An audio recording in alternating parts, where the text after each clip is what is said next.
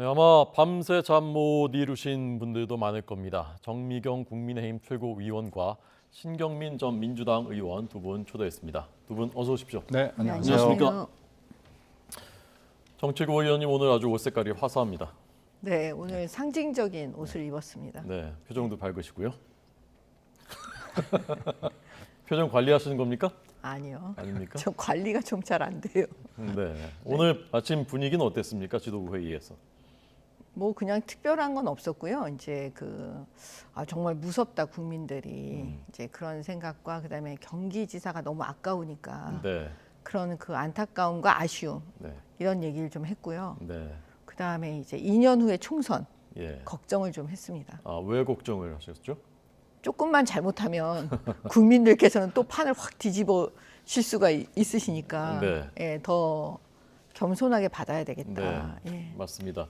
국민의힘이 총선에서 괴멸적인 패배를 당했던 게 불과 2년 전이지 않습니까?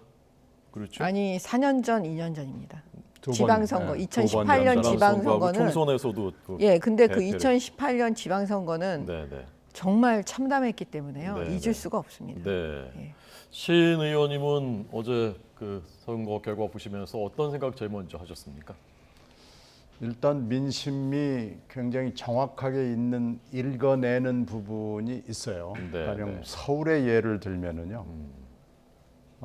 투표율도 투표율이지만 오세훈 후보에게 찍고 민주당 구청장에게 찍어주는 지역이 꽤 나왔습니다. 그래서 네, 뭐 참패를 할 거다. 서울 시내 구청장들은 뭐 거의 다 민주당이 떨어질 거다. 뭐 이런 식의 예상들이 있었는데 네. 그 예상을 조금 깼어요. 네. 그래서 민주당 구청장 출신들이 많이 나오는 거 보면 대개 지방선거에서 보이는 줄투표 성향을 보이지 않고 오세훈을 지지하되 민주당 출신 구청장에게 찍겠다고 생각하시는 분들이 의외로 많이 있구나. 네. 그러니까 국민들이 여러 가지를 생각을 하는 거죠.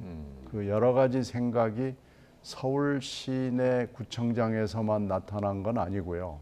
투표율이 낮은 걸 한번 생각해 보십시오. 네. 투표율이 높은 것도 민심이지만 투표율이 낮은 것도 민심이고요. 네. 투표를 하지 않는 것도 민심입니다. 그런데 어제 보면은 호남이 투표율이 낮았다고 생각이 되고요. 네, 네. 근데 그게 호남만 그런 게 아니고 출향 호남 인사들도 되게 그런 마음들을 공유한 걸로 판단이 됩니다. 그걸로 봤을 때는 민주당이 매우 실망스러운 행보를 대선과 그 대선 이후에 보여줬다. 그거에 대해서 민심이 특히 민주당을 좋아했던 분들이 어저께 표출을 한 거 아닌가 생각합니다. 네. 서울구청장은 17대 8 8석을 이제 그 민주당에서 가져갔고요. 정 최고위원님은 민심을 어떻게 해석하셨습니까? 이번 결과에 대해서. 저는 일단 윤석열 새로운 정부에게 힘을 실어주는 거. 그리고 두 번째는요, 이게 되게 중요한 지점인 것 같은데요. 네. 그 민주당 심판이었던 것 같아요. 네. 그게 왜 그러냐면 그 4년 전에 사실 지방 권력을 다 장악했거든요, 민주당이. 네. 네. 그러니까 당연히 그 부분에 대한 심판도 들어가고, 그다음에 또 하나는 뭐냐면 이번에 검수완박. 네. 제가 방송에서도 말씀드렸지만 검수완박을 보시고 국민들께서 이게 민주당에 대한 이 독주, 그다음에 어떻게 보면 폭거라고 느껴질 정도의 그런 행동들을 보시고 이번에 민주당 심판해야 되겠다. 네, 그런데 또 그 와중에 성범죄 사건이 민주당 내에서 터졌고 그다음에 그 민주당 내 지도부가 또 갈등을 막 일으키고 있잖아요. 네, 네. 그러니까 계속 이런 일들이 벌어지니까 사실은 투표장에 많이 안 나가신 것 같아요. 민주당 지지자들께서. 네. 그거를 딱 단면적으로 보여주는 게 지금 그 광주의 투표율입니다. 예, 37점 최저 지금 투표율을 네. 보여주고 있잖아요. 그건 결국 민주당 심판이었던 게 아닌가. 그래서 제가 아까 무섭다는 말씀을 드린 겁니다. 네. 네. 경기지사 선거 뭐 첨언하실 거 있으신 것 같아요? 뭐 제일 큰 건 저는 그 이재명, 송영길 등판이었고요. 좀 무리한 등판이었잖아요. 네. 그거에 대해서 민주당 지지자들이나 이 중도층들이 매우 실망한 것 같아요. 네. 이게 제일 큰 요인이 아니었나 싶었고요. 가령 이런 가정을 하나 해보면요. 만약에 등판을 하는 것은 좋다고 쳐도요. 만약에 이재명 후보가 그냥 선대위 책임자로서 열심히 전국을 휘젓고 다니고 전략을 짜는 데 관여했다라면 얘기가 좀 달랐을 거예요. 근데 네, 본인이 출마를 했잖아요. 그것도 무리에 무리수를 더 가지고 계양이라는 인천의 호남 안전지대로 간 거 아니겠어요. 네, 그런데 네. 거기 가서 뭐 온갖 창피를 다 당하고 무리를 일으키고 이러니까 그것도 좀 창피하고요. 그래서 이 두 사람의 무리한 등판, 네. 책임을 져야 될 전 지도부가 무리하게 등판을 해가지고 출마까지 해버리는 데 대해서 민주당 지지자들은 물론이고 중도층들이 네. 이건 좀 아니다라고 이건 준엄하게 심판을 한 겁니다. 네. 이재명 그 선대위원장 본부장이 그래도 본인 당선됐고 거기도 위험할 거라는 얘기도 있었는데 그다음에 이제 경기지사 이제 당선시키고서 한숨은 돌린 것 아닙니까? 이제 그렇게 해석할 수 있죠. 네. 경기지사가 하여튼 8,000표지만 됐기 때문에. 그러나 경기지사도 이번에 사실 뭐 거의 놓칠 뻔한 거 아니겠어요? 민주당 입장에서 봤을 때는 아니 전직 부총리를 내세웠는데 이게 좀 되냐 마냐 그러니까 얼마나 지금 판이 나쁜 거예요. 네, 네. 근데 겨우 지금 된 거니까 그걸 만약에 이유로 내세워서 경기도 됐고 계양도 됐고 그러니까 내 할 반 다 했다. 내가 아니었다라면 안 됐다 그러면 다시 제2의 젖잘싸가 되는 겁니다. 네, 네. 지금 제1의 젖잘싸 때문에 뭐라 못한 거거든요. 그러니까 0.73%로 졌기 때문에 나 때문에 이렇게 그나마 진 거다라고 그러면서 젖잘싸로 가면서 아무것도 못한 건데 다시 등판을 해가지고 이렇게 해서 제2의 젖잘싸로 또 포장을 하면 네, 네. 이건 이제 민주당은 앞으로 지는 일밖에 남지 않았습니다. 네. 이걸 포장을 이렇게 하면 안 되고요. 처절하게 반성하고 개혁을 해야 되고요. 네. 이제 잘못하면은 말하자면 이재명 후보의 이제 이재명 의원이 어젯밤으로 된 건데 이재명 의원의 방어막 치다가 이제 결국 이재명 방어당으로 전락을 하게 되는 이런 아주 굉장히 중차대한 순간에 오늘 새벽에 우리가 진입한 겁니다. 네. 시청자 여러분, 젖잘싸는 졌지만 잘 싸웠다. 뭐 대부분 아시지만 혹시 모르실까봐 제가 말씀드렸습니다. 경기지사 선거 어떻게 해석하셨습니까? 경기지사 선거는요, 그 경기도의 특수성이 있습니다. 네. 경기도는 사실은 민주당 지지자들과 중도층이 굉장히 많은 곳이에요. 그래서 네. 지난번 사실 대선에서도 우리가 한 약 5%에 진 곳이거든요. 네, 네. 그러니까 굉장히 힘든 지역이었다는 거 다 알고 시작을 한 거였어요. 네, 네. 예, 근데 이제 김은혜 우리 후보가 굉장히 열심히 싸웠고 처음에는 이제 차이가 많이 났었는데 그 계속 상승세를 타면서 접전까지 끌고 갔거든요. 네. 예. 그런데 이제 그런 지점에서 이제 처음부터 계속 접전이다 막 그러니까 네. 제가 볼 때는 상대적으로 민주당의 그 조직력이 되게 강한 곳인데 경기도 전체의 그 민주당 조직력은 그럼 경기도에서만큼은 이겨야 되겠다. 그러면서 결집을 한 모양새가 되지 않았나. 네. 예, 그렇게 보고 있습니다. 네. 뭐 가정이란 게 무의미하다고 하지만은 선거 결과 나오고 나니까 만약에 국민의힘 후보가 달랐더라면 또는 뭐 강용석 후보가 안 나왔더라면 이런 그 가정들 하는 분들이 있더라고요. 근데 가정은 사실 의미가 없습니다. 예, 지도부로서는 선거를 치를 때 네. 그 현상을 이제 받아들이고 거기서 이제 계속 나가야 되는 거기 때문에요. 네. 예. 네. 오늘 그 방송 3사에서 이제 어제 출구조사한 것에 대해서 그 심층적으로 분석한 자료들이 몇 가지가 나왔더군요. 그래서 이제 지금 지방선거 결과 분석 그 두 분이 하신 말씀을 좀 더 이제 심화시켜서 이 두 분의 해석을 좀 들어보겠습니다. 지금 그 처음 보여드린 것이 성별, 연령별 출구조사 결과입니다. 20대 이하에서는 남녀 간에 이제 극명하게 달랐고요. 지난 대선 때와 좀 비슷한 양상입니다. 30대에서는 여기도 이제 남성은 국민의힘 지지가 58%, 민주당이 39% 이렇게 나왔고 여성에서는 또 거꾸로 되는 양상이었고 40대, 50대, 60대, 70대가 이제 연령별로 아주 대조되는 결과들이 나온 것으로 보입니다. 어떻게 해석하셨습니까? 그래서 지난 대선의 흐름하고 좀 비슷하죠. 네. 이 흐름이 계속 유지되는 게 과연 나라를 위해서 좋은 것인지 저는 좀 회의적인데 이렇게 뚜렷하게 남녀가 대립을 한다라는 것이 결과적으로는 그렇게 좋은 현상 같지는 않아요. 그래서 이걸 우리가 정치권에서 또 행정을 하는 사람들이 심각하게 받아들여서 뭔가를 해야 된다라는 저는 사인으로 받아들입니다. 네. 그래서 이게 짧은 시간이지만은 두 번의 선거에서 거의 비슷하게 판명이 난 거 보니까 네. 이미 상당한 트렌드로 자리를 잡고 있는 것으로 보이거든요. 네. 네. 이걸 저는 좀 심각하게 받아들이고 하여튼 좀 여든 야든 또 뭐 집권 행정을 맡고 있는 분이건 간에 좀 뭔가 해야 된다는 느낌을 가지고 조치를 취해줬으면 좋겠습니다. 네. 이거는 이대남들은 이른바 이대남들은 투표율이 지난번보다 떨어졌다는 보도도 있었던데 지금 이 그 수치에 대해서 어떻게 보십니까? 그 대선하고 거의 비슷한 흐름이죠. 약간의 뭐 차이가 있을 수는 있지만 사실은 이제 그 해결을 하려면 원인 분석이 정확하게 들어가야 되는데 네. 사실 이걸 자초 이렇게 만드신 분들, 젠더 갈등 이렇게 남녀를 구분해 갖고 젊은 층을 만드신 분은 사실 문재인 정권이에요.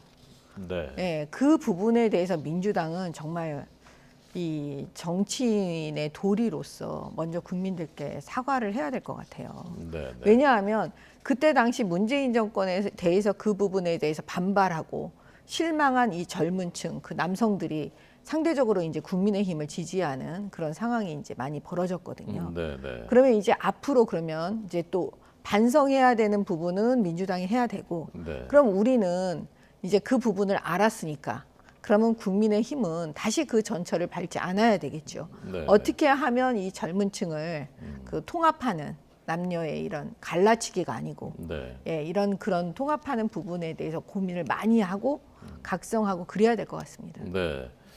제가 한마디를 더 네. 보태면 그 문재인 정권 책임인지 아닌지는 뭐 저는 잘 모르겠습니다. 그런데 그게 뭐 했든 안 했든 이 선거 과정에서 이것을 이용하는 선거를 하는 건 저는 잘못됐다고 봐요. 네. 네. 지금 그런 거에 대한 반성이 없이 누구 책임이다 뭐다 하는 건 별로 이렇게 실익이 없는 논쟁이고요. 네. 이 문제를 어떻게 풀어야 될지를 좀 진지하고 심각하게 논의를 했으면 좋겠습니다. 네.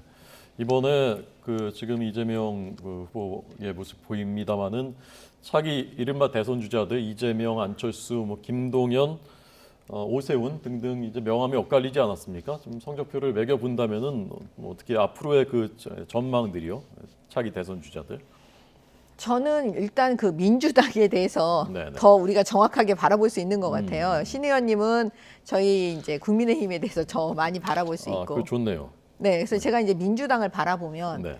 그 이재명 그 의원이 지금 당선돼서 저는 민주당에게 안 좋다라고 네. 판단을 하고 있습니다. 네. 왜냐하면 앞으로는 지금 이제 이재명의 민주당이 가속화될 거거든요. 네. 당장 전당대회에서 저는 이재명 의원이 당 대표로 당선될 거라고 보고 있고요. 네. 네. 그렇게 됐을 때 이제 그 앞으로 민주당이 그 이재명을 보호하기 위한 민주당, 예, 국민을 위한 민주당이 아니고 이재명 보호대가 되지 않을까, 네. 예, 그런 생각이 들고, 그 다음에 이번에 이제 그 김동연 그 지사가 이제 됐으니까 네. 네. 민주당에서 차기 대선 주자로 올라오겠지만 과연 그 민주당의 당원들과 네. 예, 민주당을 지지하시는 국민들께서 김동연이라는 사람을 네. 그 과연 그 민주당의 차기 대선 주자로 만들어 줄 것이냐, 거긴 좀 회의적이에요. 네. 그러면 지금 민주당을 보면 상대적으로 저희와 비교했을 때 상대적으로 그 다음 주자들이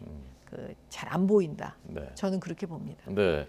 신 의원님은 그 국민의힘 쪽 차기 주자들 말씀해 주시고요. 지금 그 해석하신 그 부분도 또 덧붙이실 거 뭐 있으면. 국민의힘 차기 주자는 제가 얘기 안 해도 지금 하도 많은 사람들과 언론들이 얘기하기 때문에 이걸 보시는 분들이 다 이름을 쭉 얘기하실 거예요. 네. 좀 어떻게 보면 너무 많아서 걱정일 지경인데 저희도 한때는 굉장히 많았던 적이 있습니다. 그랬었죠. 그런데 이제 그게 어느 순간에 확 바뀌는데 이게 이제 민심의 배라는 거죠. 민심은 건방과 오만 떨고 거짓말하고 신뢰 깨지면은 그냥 민심은 바로 보따리 써서 이걸 제일 싫어하거든요, 민심이.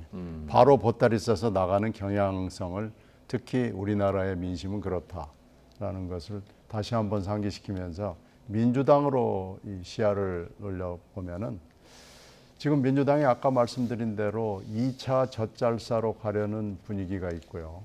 어저께 직후에 선거 개표 직후에 이거 이재명 책임론이 부각이 됐어요. 네, 네. 그런데 또 오늘 아침에는 또 이재명이 있어서 잘 싸웠다. 또 뭐 이런 분위기가 있어요. 네. 그래서 지금 선당 후사다 어쩌고 저쩌고 하는 얘기들을 한쪽에서 띄우는 건 그건 이제 그런 맥락으로 봐야 됩니다.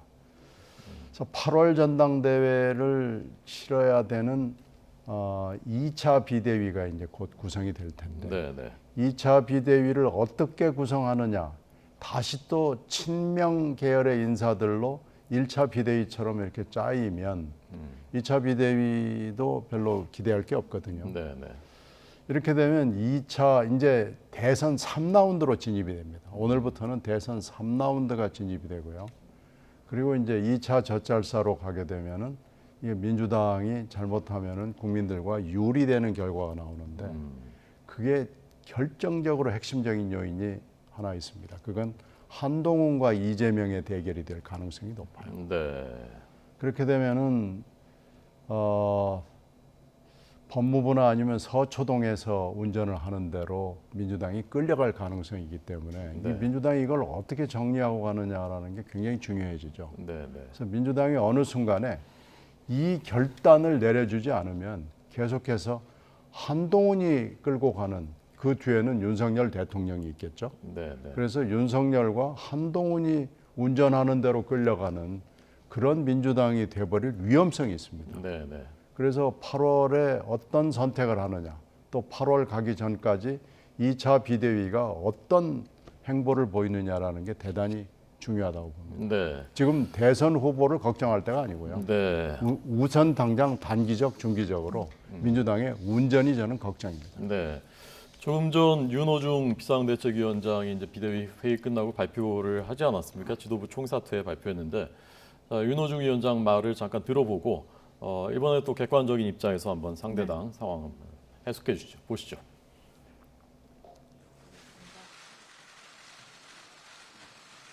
바로 네, 존경하는 국민 여러분, 저희 더불어민주당 비상대책위원 일동은 이번 지방선거 결과에 책임을 지고 전원 사퇴하기로 했습니다. 이번 선거 패배에 대해 지지해 주신 국민 여러분과 당원 여러분께 먼저 사죄드립니다. 민주당의 더 큰 개혁과 과감한 혁신을 위해 회초리를 들어주신 국민 여러분께 감사드립니다. 마지막까지 최선을 다해 주신 2,974분의 후보들께도 죄송하다는 말씀을 드립니다. 대선 지방선거 평가와 정기 전당대회를 준비할 당의 새로운 지도부는 의원총회와 당무위원회, 중앙위원회를 통해 구성될 것입니다. 끝으로 부족한 저희를 믿고 지지해 주신 모든 분께 깊이 감사드립니다. 네. 그래서 8월이 정기전당대회가 8월인 거죠? 네, 원래는 8월로 예정되어 네, 있습니다. 네, 네. 그때까지를 이끌 지도부가 이제 아마도 2차 비대위가 구성될 것이라는 전망을 하신 건데 민주당 상황에 대해서 좀 뭐 조언을 하시거나 아니면 뭐 파트너니까요. 어떻게 생각하십니까? 그 비대위 총사퇴는 뭐 예견된 일이었죠. 네, 네. 근데 지금 제가 봤을 때 핵심이 뭐냐면 이번에 그 이재명 그 후보께서 그 선거운동 기간 중에 마지막에 김포공항 이전 카드를 던진 겁니다. 네. 근데 그게 아마 민주당 지지자들께 굉장한 상처를 줬을 거라고 저는 생각을 해요. 왜냐하면 총괄선대위원장이시잖아요. 네. 그런데 그거를 지도부하고 전혀 상의를 하지 않은 상태에서 그 본인 당선만을 목적으로 한 것이 아니냐라는 네. 비난을 받을 수밖에 없는 지점이에요. 그러니까 말하지 않아도 사실 그 민주당을 좋아하시는 분들은 아마 다 알았을 거예요. 직감으로. 네. 아, 본인 당선되려고 당을 저렇게 만드는구나. 이렇게. 네. 그 지점에서 과연 앞으로 저는 그 이재명 의원에 대해서 이미 그 실망한 마음이 회복되기는 너무 어렵다. 네. 그래서 사실은 박지원 국정원장이 그 얘기가 나오지 않습니까? 네. 예. 그러니까 그 만약에 민주당한테 좋은 일이었으면 전부 다 패배를 하거나 아예. 네. 그러니까 이재명 후보도 그냥 같이 전부 다 패배를 하거나 아니면 당은 어느 정도 좀 살리고 네. 그다음에 이재명 후보는 패배하고 이 정도 됐으면 저는 오히려 그게 민주당에게는 되게 좋았을 거다라는 생각이 들지만 지금 반대잖아요. 이재명만 살고 나머지는 다 죽는 이런 형국이기 때문에 네. 앞으로 이거는 민주당에게 너무나 안 좋은 시나리오다. 네. 네. 예, 그렇게 보고 있습니다. 네. 그 동의하십니까, 신 의원님도 지금 저 말씀에? 뭐 일부 동의하죠. 만약이라는 게 별 의미는 없지만 네. 만약에 전부 다 졌더라면은 네. 오히려 패어에서 시작을 하는 거기 때문에 조금 더 쉬웠을 수는 있어요. 근데 지금도 거의 패어입니다. 그러면은 어저께 밤에 이거 내 책임이다라는 멘트가 이재명 위원장 플러스 그 측근들로부터 나와야 되는데 네. 어저께 이제 비판의 목소리가 나오고 저도 어저께 방송을 통해서 이건 이렇게 가서는 안 된다. 네. 또 젖잘싸로 재포장하면 안 된다. 네. 그리고 0.7%의 그 덫에 걸려가지고 내가 아니었으면 0.7%로 이렇게 징계된 게 다 내 덕이다라고 얘기하는 것은 이건 말이 안 된다라고 비판을 했는데요. 지금 이게 2차 젖잘싸로 지금 가는 분위기를 오늘 아침에 보이는 건 대단히 이 좋지 않은 방향으로 지금 흘러가는 거고요. 다시 지금 민심하고 싸우는 겁니다. 네. 그러니까 민심하고 싸워서 이기는 정치는 없습니다. 네. 그래서 이렇게 가면은 다시 우리가 민심으로부터 또 저버림을 받았을 때 할 말이 없는 거예요. 네.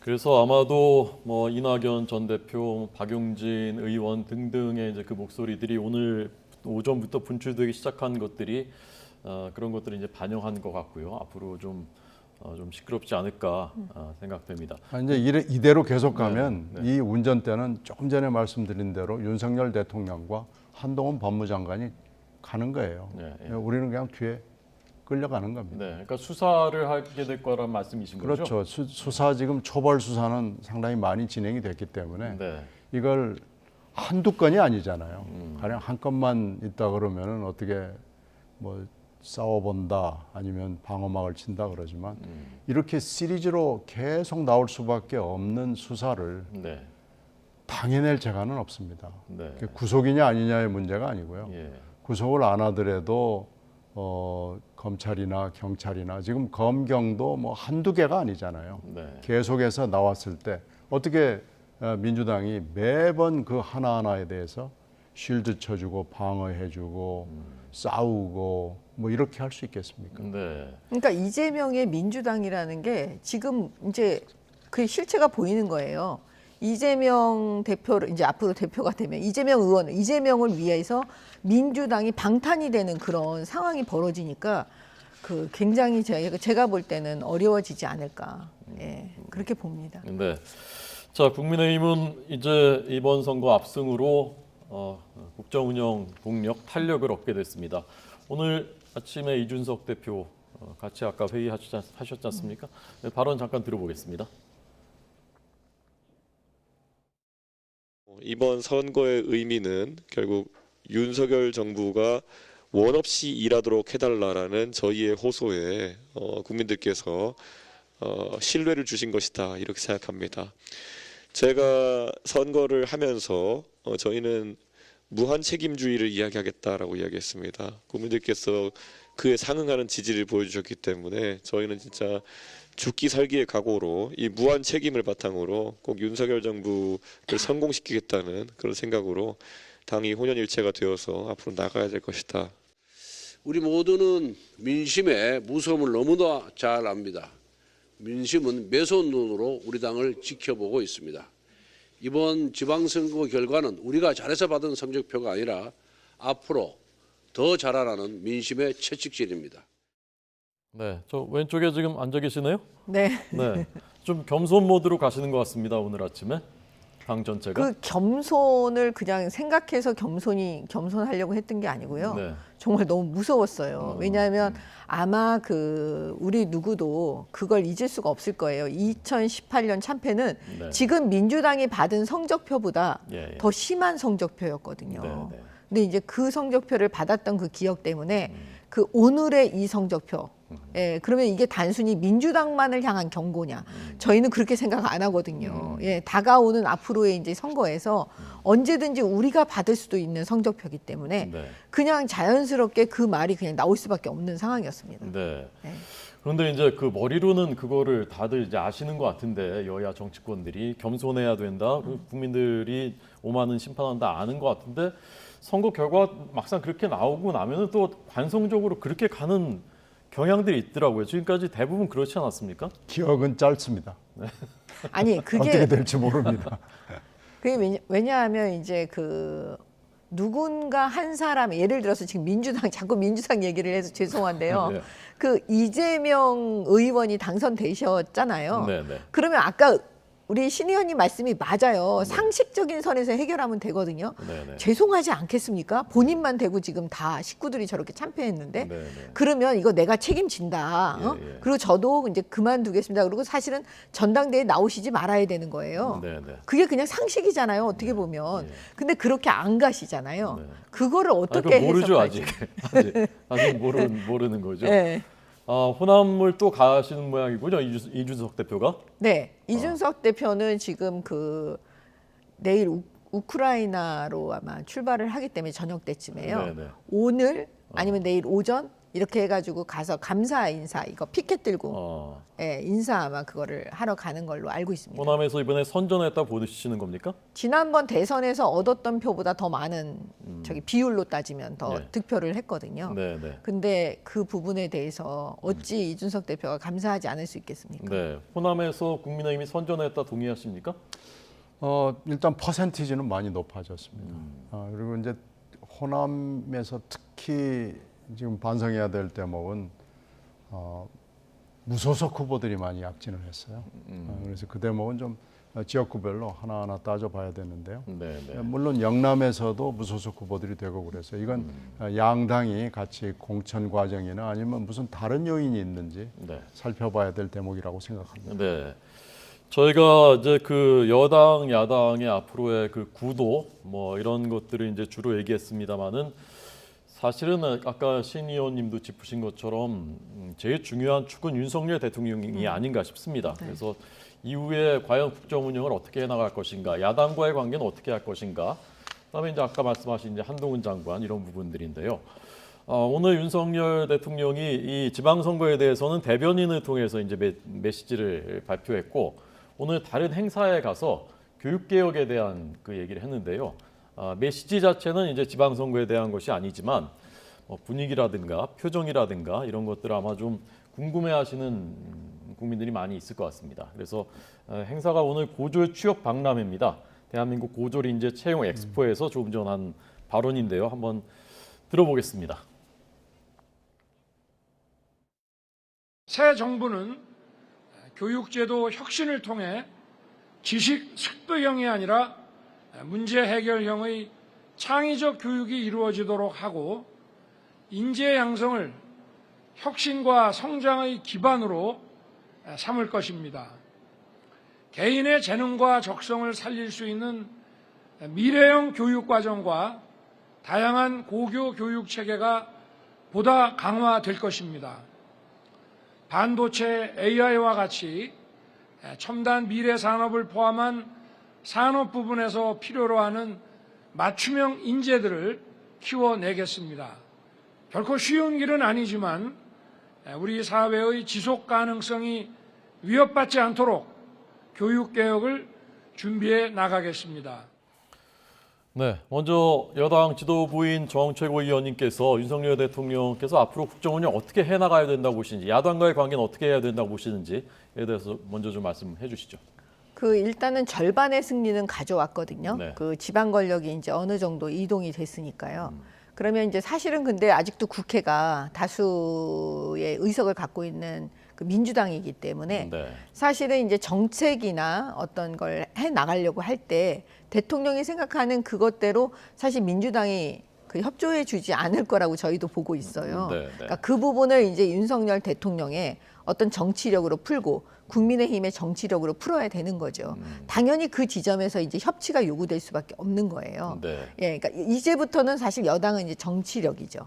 예. 그다음에 두 번째는 뭐냐면 제가 볼 때는 뭐니 해도 경제입니다, 지금. 네. 예. 네. 그러니까 이제 당장 아마 대통령께서도 그 지점을 생각하실 것 같아요. 그러니까 경제 부분에 대해서 국민들이 이렇게 피부로 느낄 수 있도록 아, 정권이 바뀌었구나.